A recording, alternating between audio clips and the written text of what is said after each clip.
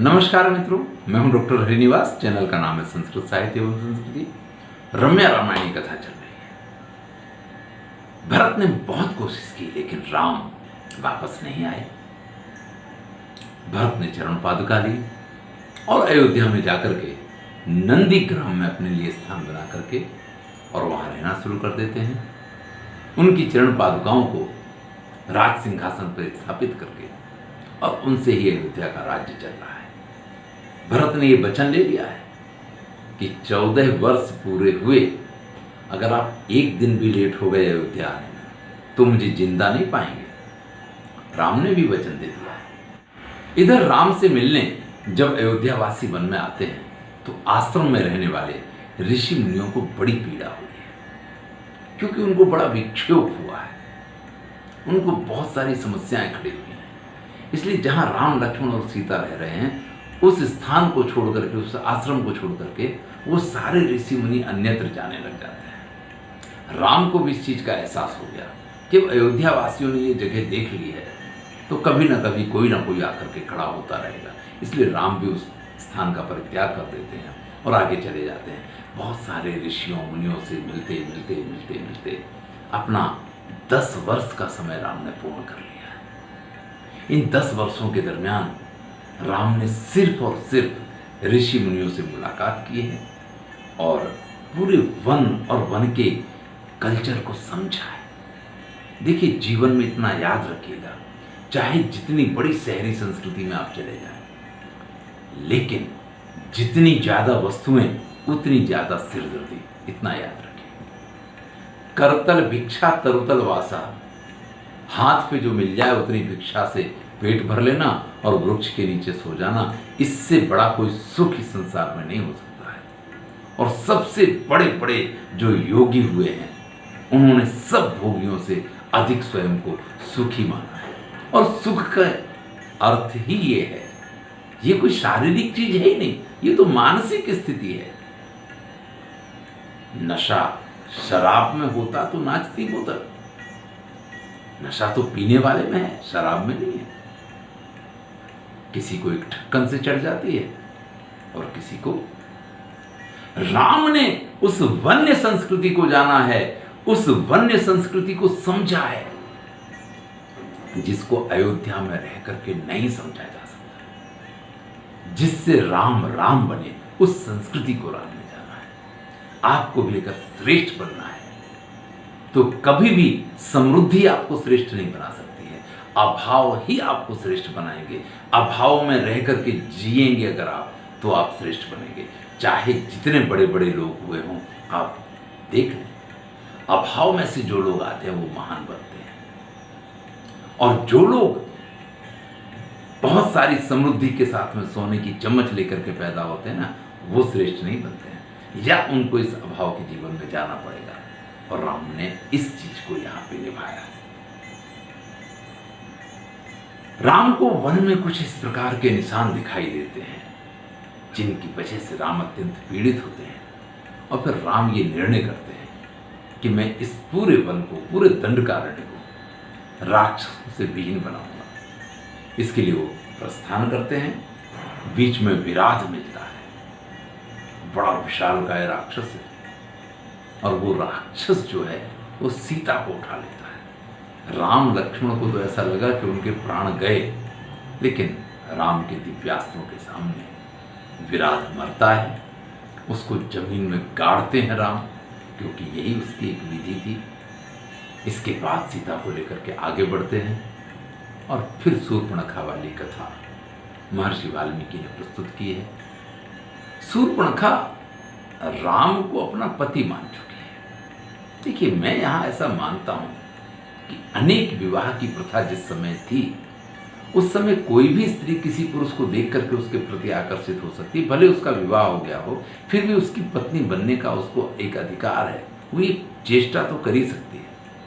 ये बात अलग है कि राम ने ये निर्णय कर रखा था, क्योंकि राम ने प्रथम रात्रि सीता को ये वचन दिया था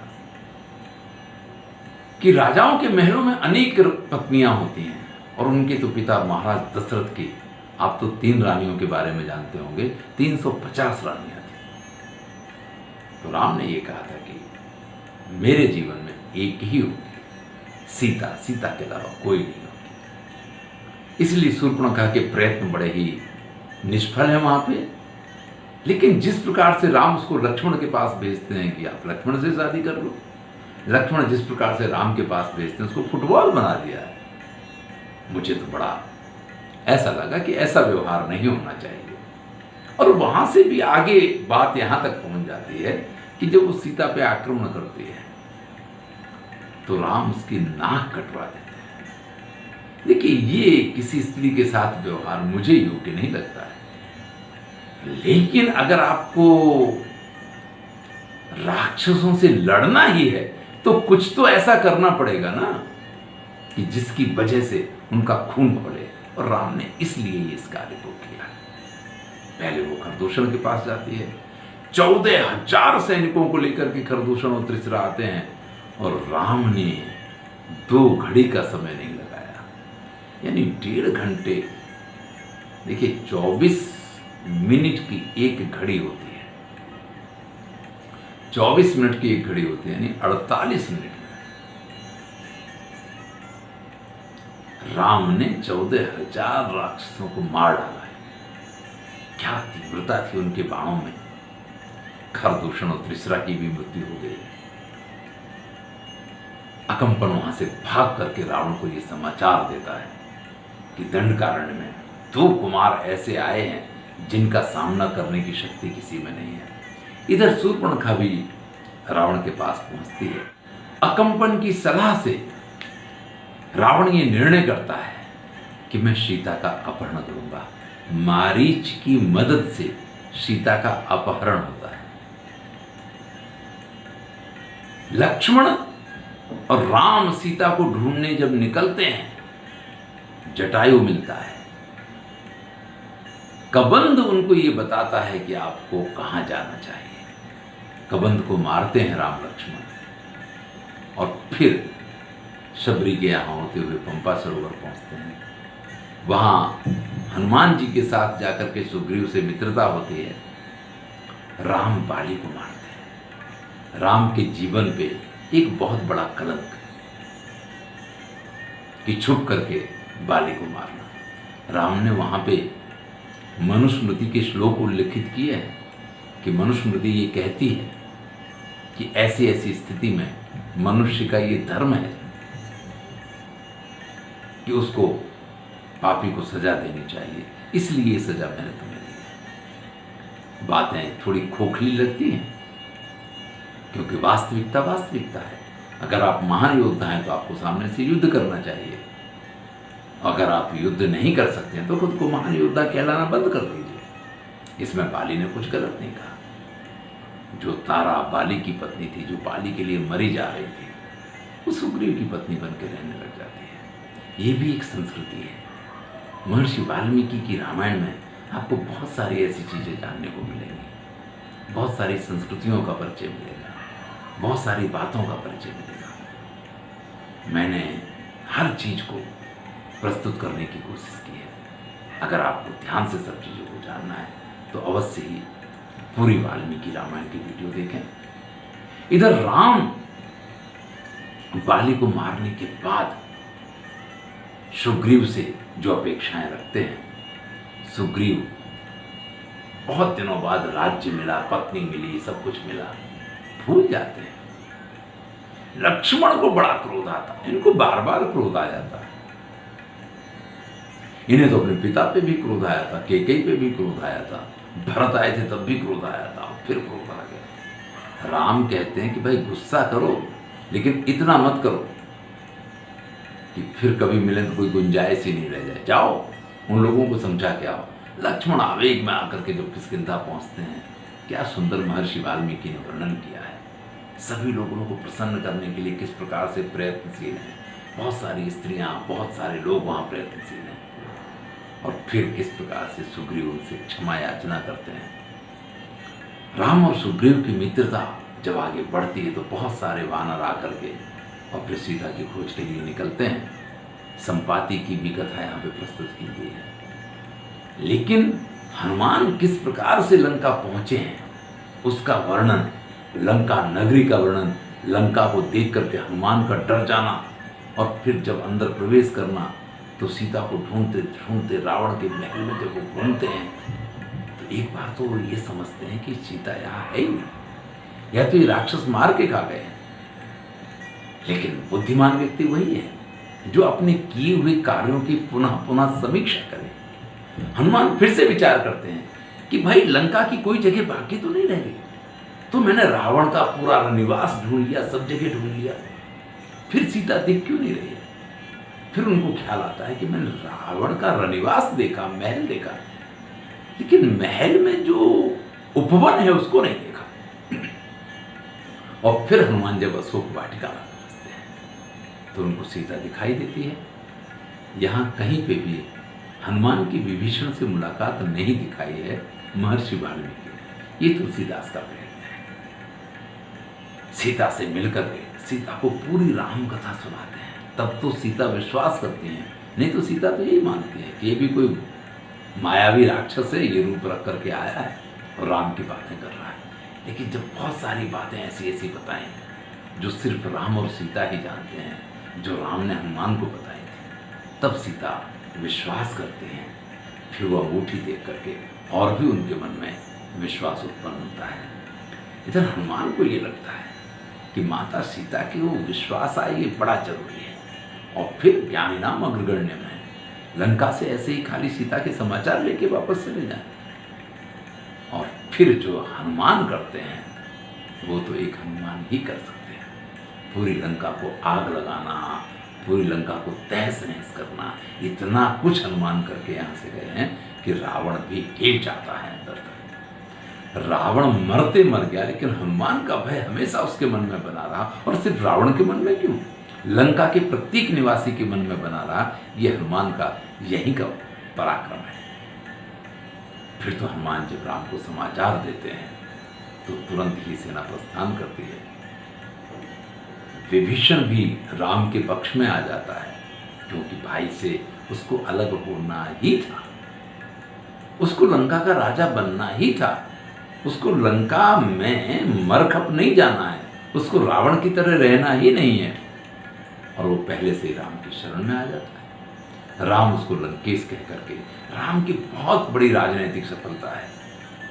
देखिए, चाहे आप मनुस्मृति में राजनीति का अध्याय पढ़ें, कहीं भी पढ़ लीजिए, अगर आप शत्रु के किसी ऐसे प्रिय पात्र को अपना बना पाते हैं जो उसके सारे राज को जानता हो, तो इससे बड़ी कोई सफलता नहीं हो सकती है। और यही राम की राजनीति का सबसे बड़ा आपको प्रमाण मिलेगा कि राम, और आप देखिए वीडियो, मैंने इस चीज की चर्चा की है। समुद्र पे 5 दिन में पुल बना लिया जाता है। कल्पना कीजिए, लिखा है कि पहले दिन कितने किलोमीटर, वहाँ किलोमीटर नहीं है क्योंकि उस समय किलोमीटर नहीं चला करते थे, उस समय योजन चलते थे। तो पहले दिन कितने योजन पुल बना, दूसरे दिन कितने योजन पुल बना, और कैसे मिला करके 100 योजन का ये पुल बना है, इसका पूरा उल्लेख महर्षि वाल्मीकि ने किया है। और फिर करुण व्यूह के साथ राम वहाँ जाकर के अपनी सेना को रोकते हैं। फिर से एक बार रावण के पास संदेश भिजवाया जाता है, और रावण फिर भी ये दिखाने की कोशिश कर रहा है कि नहीं, उसको कुछ नहीं पड़ी हुई है। वो अपने महल की अट्टालिका पे, जहाँ चांदनी रात है, नृत्य देख रहा है। ऐसे में नहीं रहा जाता है और सुग्रीव वहाँ रावण के पास मल्ल युद्ध करने पहुंच जाते हैं। वैसे सुग्रीव राम के सिर्फ मित्र नहीं है, किष्किंधा के राजा हैं, इस सेना के राजा हैं। उनका इस प्रकार से करना राम को योग्य नहीं लगता है। राम उनको टकोर करते हैं। यहाँ हमें सुग्रीव के पात्र में निखालसता बहुत दिखती है। बड़ा सीधा साधा है, राजा के महान गुणों से युक्त नहीं है सुग्रीव, बड़ा ही उत्तम मित्र है। राम भी हमेशा उसकी मित्रता के कायल रहते हैं। मैं विभीषण की मित्रता को तो सिर्फ स्वार्थी मित्रता मानता हूं, लेकिन सुग्रीव की मित्रता स्वार्थी मित्रता नहीं थी। सुग्रीव की मित्रता सच्ची मित्रता थी। और फिर एक के बाद एक, एक के बाद एक लंका के योद्धाओं की मृत्यु होती है। महर्षि वाल्मीकि ने जब सेतु बंद करवाया तो वहां रामेश्वर की स्थापना नहीं करवाई, क्योंकि राम कहीं शिव की पूजा करते ही नहीं है। पूरी वाल्मीकि रामायण पूरी हो जाती है, कहीं शिव की पूजा नहीं करते। राम विष्णु के उपासक थे, उनके घर में विष्णु का मंदिर था। या ये कहें कि रामायण काल तक विष्णु ही महान देव थे, शिव उस समय इतने ज्यादा पूजित नहीं थे। इसके प्रमाण महर्षि वाल्मीकि की ये वाल्मीकि रामायण देती है। सबको मारने के बाद सिर्फ और सिर्फ विभीषण की मार्गदर्शन के कारण ही राम सबको मार पाए, अन्यथा लंका पर विजय प्राप्त करना राम के बस का बिल्कुल नहीं था। कोई और हो तो उसको सीता से तुरंत मिलने की जल्दबाजी हो, राम पहले हनुमान को सीता के पास भेजते हैं कि जान के आओ, इतने दिन बाद सीता का मन क्या है, वो फिर से मेरे साथ रहना चाहती है और कुछ मन में तो नहीं आ गया। बिल्कुल इसी प्रकार की बात है। जब हनुमान जाते हो, सीता जी ये कहती कि मैं तो मिलने के लिए लालायित हूँ, कब मैं पहुंचूंगी। तब हनुमान ये समाचार राम को देते हैं। तब राम विभीषण का राज्याभिषेक करवाने के बाद विभीषण से कहते हैं कि भाई कुछ ऐसी व्यवस्था करो कि सीता हमारे पास आए। लेकिन सीता जब आएंगी तो नहा धो के उपटन करके तैयार होके आएंगी। सीता कहती है नहीं, मुझे तो ऐसे ही मिलना है। नहीं, महाराज की आज्ञा हुई है, भले राजा हैं या नहीं है, लेकिन राम की आज्ञा शिरोधार्य करते हैं विभीषण। सीता बिल्कुल तैयार होकर के जब वहां पहुंचती हैं तो राम कहते कि मैंने तुम्हारे लिए युद्ध नहीं किया है, ये तो मेरे कुल पे कलंक लग गया था और उस कलंक को धोने के लिए मैंने रावण को मारा है। आपको जो ठीक लगे, विभीषण है, आप यहाँ इतने सारे लोग हैं, आपको जो पसंद आए आप उसके साथ जा सकते हैं। तब सीता अग्नि परीक्षा देती है। वास्तव में यहाँ राम ने सिर्फ और सिर्फ लोकापवाद ना हो, कल को कोई कुछ कहे नहीं, इसका पूरा आयोजन किया है और इसलिए सीता से अग्नि परीक्षा ली। अग्नि परीक्षा राम ने ली ऐसा नहीं, सीता अग्नि परीक्षा दे इसलिए राम ने सीता को बाध्य किया। लेकिन सीता अग्नि से सुरक्षित रहे इसका भी राम ने पूरा पूरा इंतजाम पहले से किया, क्योंकि माता अनुसुईया ने जो सीता को लेप दिया था, उस लेप की ये विशेषता है कि उसके ऊपर अग्नि की भी असर नहीं होती, पवन की भी असर नहीं होती। और राम ने ये खास आज्ञा दी थी कि सीता अशोक वाटिका से सीधी यहाँ नहीं आएगी, वो बाकायदा उपटन और लेप करके और स्नान करने के बाद ही आएंगे। इस प्रकार से सीता की अग्नि परीक्षा राम का सिर्फ और सिर्फ लोकापवाद को दूर करने का प्रयत्न था। राम ने पूरी तैयारी की थी कि सीता को अग्नि जला ही नहीं सकती है, और फिर भी सीता अग्नि परीक्षा दे ये राम चाहते थे, और उस प्रकार से अग्नि परीक्षा हुई।